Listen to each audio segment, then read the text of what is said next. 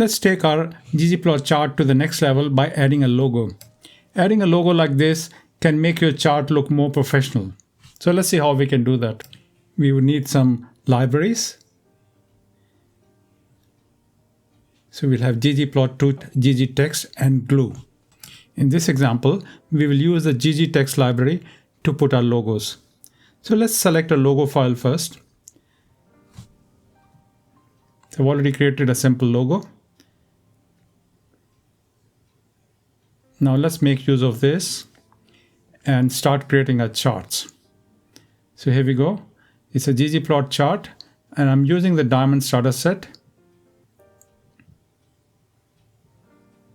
So diamonds is a built-in data set which comes with GGPLOT2 chart, and I'm going to create the bar chart.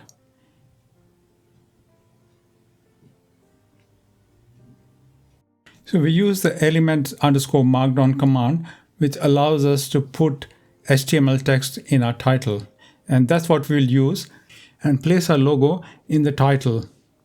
So I'm using this logo file there. And now let's complete the chart by putting some changes like legend.position equals none.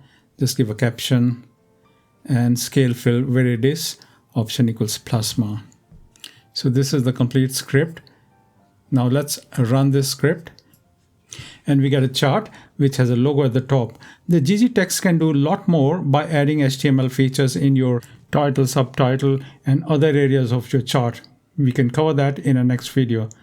I hope you found this information useful and practical. Thank you very much for watching it, and I'll see you in the next one.